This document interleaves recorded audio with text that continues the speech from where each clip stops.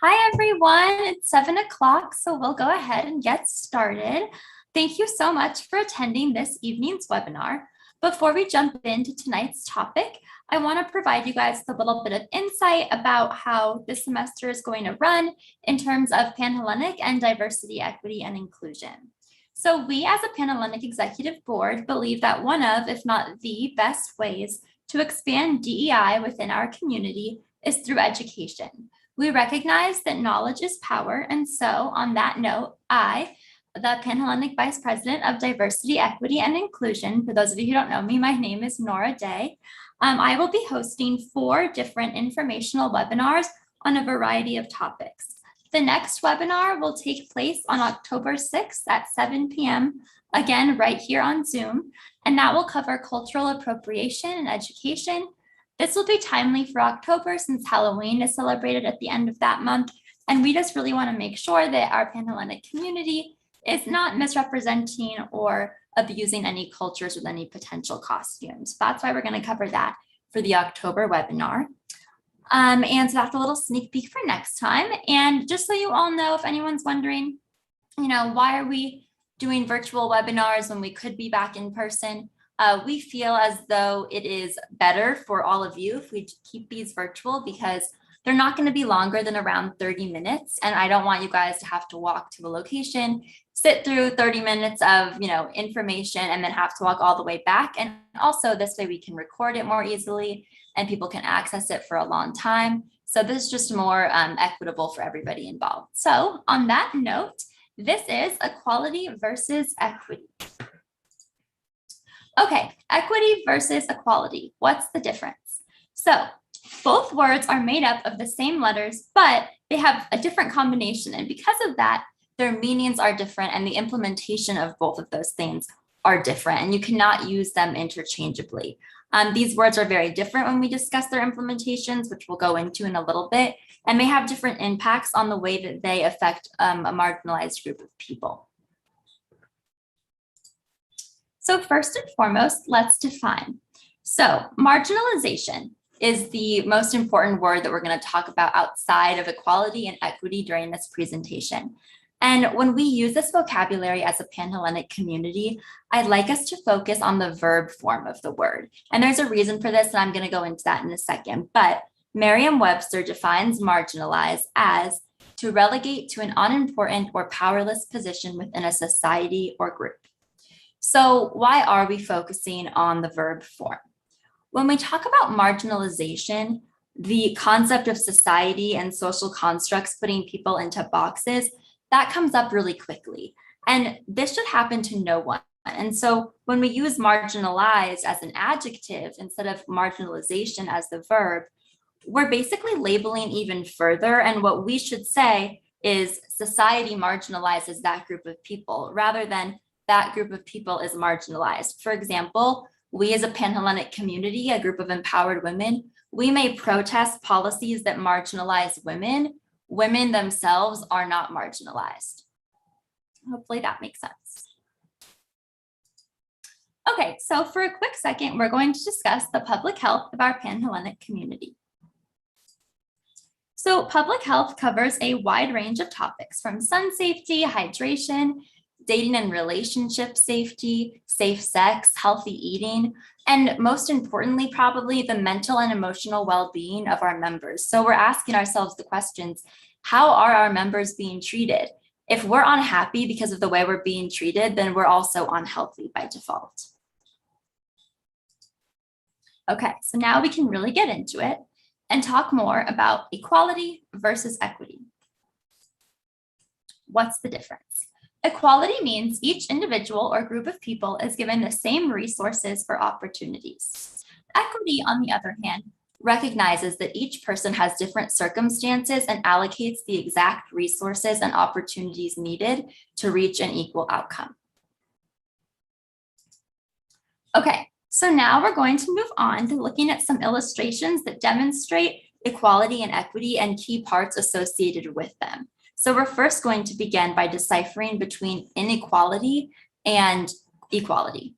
So this picture, and I apologize if it's a little bit blurry on your screens, This depicts two children and they're standing underneath a tree. It's an apple tree. And you can see that the child on the left side, at least the left side of my screen, he has lots of apples on his side of the tree, and an apple is falling down. And the child on the right side of the tree, there's only a few apples on his side and none of the apples are falling down. So there's not an equal amount of fruit. There are some apples falling, but others are not. And the tree clearly favors one side. So inequality is the unequal access to opportunities. And you might be thinking, yeah, the tree is bent to the other side and that's not equal. But here's the thing, when we talk about equality versus equity, we really want to try our best to look at these topics through a systemic or structural lens. So when we're looking at the tree, that's something really important, but something that's going to come up later when we talk about equity. Okay, so now we have the image of equality. So here we have two children on a ladder. They have evenly distributed tools and assistance. They both have the same ladder. It's the same height. It's in the same position as far as distance from the tree, but still one child has more access to more fruit that was there to begin with, and the child that didn't have the fruit on his side of the tree to begin with still doesn't have any more access. He's just a little taller up. So they have identical tools and resources. The benefits of that are not the same. There's no evidence of structural change and that the tree has not bent one way or the other. There's still more fruit for one child. And again, with that tree being bent in one direction, like nothing systemic has been addressed. Okay, now we'll look at equity. So equity identifies custom tools that identify and address inequality. So here we see in this picture, we have the same tree. So nothing structural has been changed yet. The tree still has more fruit on one side and less fruit on the other. But we do see that the ladder heights are different. So both children now can actually reach the tree and pick apples. So we're finally getting somewhere. Accommodations are being made so that each child can be better served. This is through the different ladder heights. One appears taller, so that might in some minds think, oh, well, that's better. But we have to look at when people are fighting for, oh, we don't need equity, or we have equality, why do we need equity? Because that ladder height is taller, that doesn't mean that it's better, because if you look, he still only has access to 2 or 3 apples, and the other child has access to over 10 apples. So yes, now they can both reach the tree and pick apples, but we need to decide if we can take it one step further. Sometimes we need to make accommodations so that we can serve everyone better. And that's not to say that equality doesn't work sometimes. For instance, women get a vote and men get a vote. That's equality. No Olympic athlete can use performance-enhancing drugs. That's equality. However, if men got 1 vote each and women only had 1 vote for every 2 women, equity would need to be introduced. So here they have different ladder heights, so they can both access the tree, they can each pick apples, but do you think that everyone's needs are being met? And the answer to that is no, and that's why we need to see if we can take it one step further. And that will be accomplished through what's called justice. So, sorry everyone. Justice involves fixing the system to offer equal access to both tools and opportunities. So we've reached our final illustration, justice, and here's where we're taking equity one step further by addressing systemic and structural changes. Here we see the tree has been straightened out so that they can both reach the unequal amount of apples. There isn't a side that's favoring one child over another. And there's also now an equal amount of fruit on the trees. This allows for long-term consistent support and access. If we have one child that has access to all of the food in the world, or in this case, all of the apples on the tree, and another child doesn't, how can we expect them to achieve the same goals in life? For instance, if we have one child that is struggling to have their basic needs met at home, they don't have food, they might not have shelter, they might not have access to clean clothes, and another child has all of those things, when each of them go to school and they have to write a paper on Shakespeare, who do we think that favors? So it's addressing the standards. Are the standards fair? When we look at education, and since we're all in college and we're all in that higher education level, these are the questions we have to be asking ourselves. Is our system set up to favor a certain kind or a certain group of people? Okay, so equity versus justice. This is just something to think about. Equity is a solution for addressing imbalanced social systems. Justice can take equity one step further by fixing the systems in a way that leads to long-term, sustainable, equitable access for generations to come. So equity is a great first step and something that we should all strive for. But we don't get to slap an equity label on something and say, okay, we're done, it's good. We have to wait for the long haul and really see if we can improve it more. Is this sustainable? Is what we're doing working? And if that's the case, then we've achieved justice. But until then, we cannot say that we have justice for all. Okay, so now we're going to play a quick little game. So we have some audience interaction. If you don't feel comfortable using the Q&A feature to answer, using the chat to answer, that's okay, though it would help me a lot kind of see where we're at with these kinds of things. But we're basically going to be deciding what is equality and what is equity. And you can just throw your answers in the chat. You can do it on your own. If you're with a group of people, you guys can talk about it together, but I'm going to read 6 different scenarios and you'll just tell me if it's equality or if it's equity, and then I'll give you the answer at the end. Okay, so here's our first example. A city cuts the budget for 25 community centers by reducing the operation hours for all centers by the same amount at the same times. Is this equality or equity? I'm going to monitor the chat.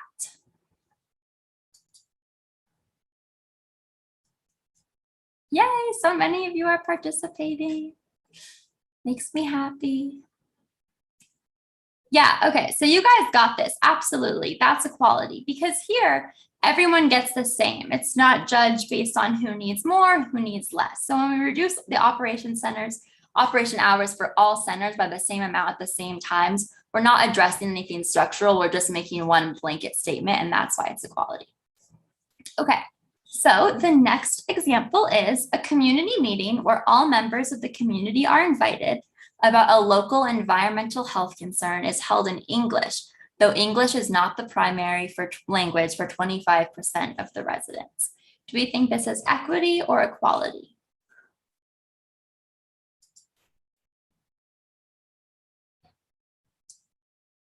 Yeah, so I'm seeing lots of equity.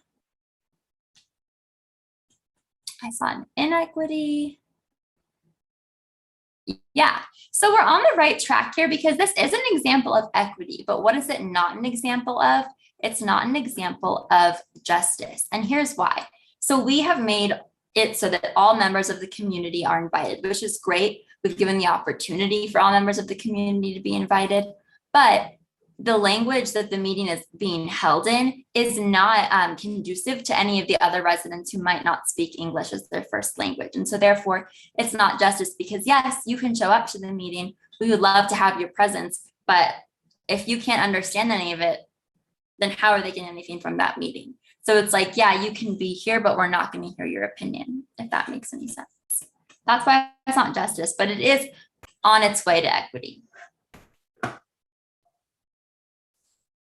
Okay, so our next example is examples of equality. All public schools in a community have computer labs with the same number of computers and hours of operation during school hours. You guys can tell me if this is an example of equality or equity. And I know it kind of gives you the answer there and that it's an equality all public school, but I'll explain a little bit more about it in a second.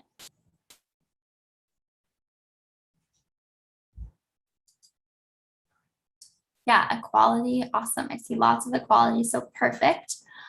This is an example of equality. And so it's not equity because it is great that all public schools have a computer lab and they all have operating hours and they all have computers, because that's something that, especially in our world, like with the COVID and virtual school, we need computers. However, some schools in more privileged areas might have students who already have their own laptop and they don't need to go to the school computer lab.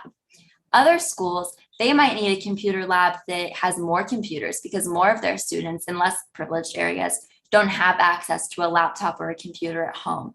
They may need to stay open later so that students can go after school and do homework there because they don't have Wi-Fi at home. So that's why it's not equity, but it is equality. And that's kind of why we can see that equality isn't always enough. Okay, the next one is the city determines which times and how many hours communities actually need to use their community centers and reduce hours for centers that aren't used as frequently. Is this equity or equality?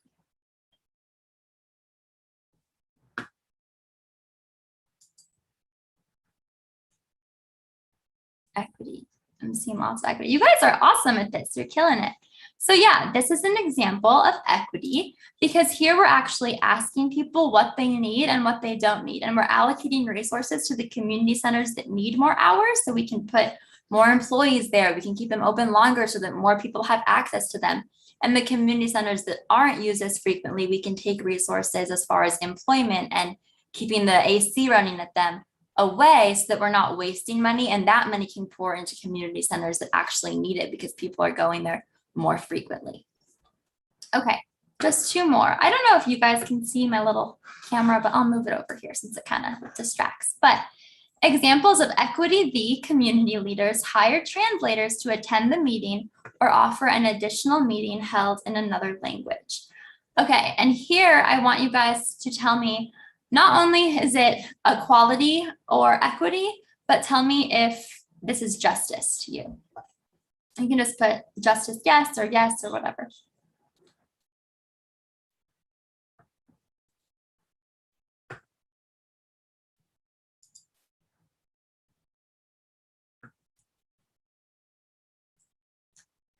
Nice, I'm seeing lots of people. Yeah, perfect, absolutely. So this is an example of equity because we already know from the previous example that everyone was invited to the meeting. Everyone had the opportunity to attend the meeting, but that meeting was only offered in English, and 25% of the residents of that city where the meeting was being held did not speak English as their first language.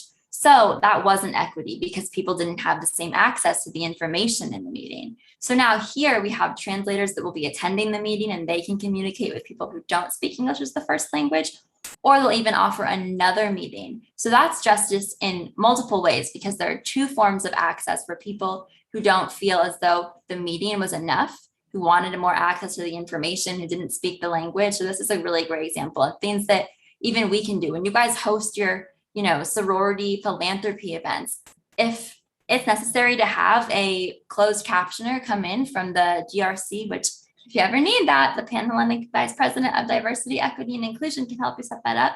That provides a lot of access to people. People might be afraid to speak up that, hey, I can't hear.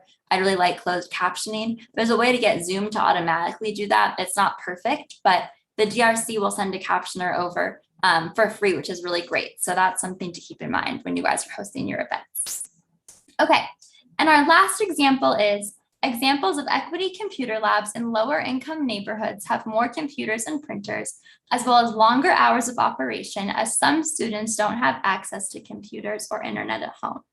So you guys can tell me what this is, but we did kind of cover it. And we saw in the equality all public schools, that computer lab had the same number of computers in each school and the same hours of operation during school hours. This computer lab is more equitable because the lower income neighborhoods where students do not have access to computers and printers, they have more of them because more students need to use that. There's a higher demand and that demand is met, and that's equity. That's the same thing for the longer hours of operation and that they're open after school. Okay, so moving on away from our game, thank you all for participating. I really appreciate it.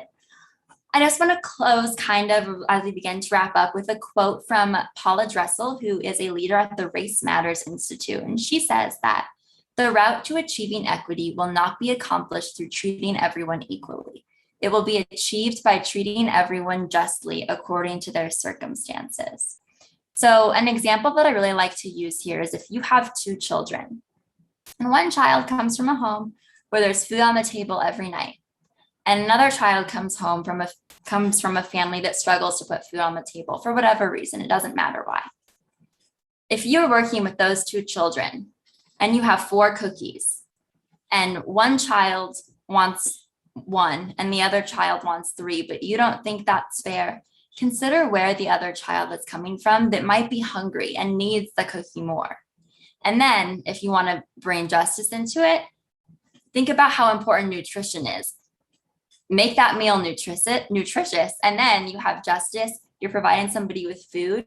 You're meeting them in the middle so that both children have the same chance to kind of satiate their hunger and then perform well at school the next day. And you're not worrying about whether or not you're being equal, because it doesn't matter if you're being equal if you're not being equitable. And they kind of arise from one another, but they also really separate from one another, because just because something is equal doesn't mean something is equitable. And that's the biggest takeaway from this presentation, in my opinion. Okay, so here are some additional resources. I really encourage you guys to use all of these resources to expand your knowledge on equality versus equity and how you can implement both in your day-to-day life. The first is the Office of Health Equity, which is from the US Department of Health and Human Services. The next is Equity of Opportunity, which is a resource from the US Department of Education. Another is from the organization called Race Forward, which is a lot of work kind of combating systemic discrimination on the basis of race, and they have a racial equity impact assessment toolkit. So you guys, chapter leaders, you could use this and see, what is my chapter leadership doing? Are we having a good, equitable experience for our community members of color? And then lastly, Edutopia is a resource that covers a lot of higher education topics, and they have a whole section on equity versus equality with 6 steps towards equity, because that's the goal that we all want to try to get to. We want to move past equality and into equity. And so I encourage you all to look at them. I will provide them to all of you, probably in the Panhellenic newsletter that will go out at the end of next month. And they'll also be on the DEI highlight on the Arizona Panhellenic Instagram. So be sure to check that out as well. And then ultimately, thank you guys so much for attending. I really appreciate it. I hope you learned something interesting this evening. Please do not hesitate to reach out with any questions or concerns. My email's on the screen. That's uapanhellenic.inclusion@gmail.com.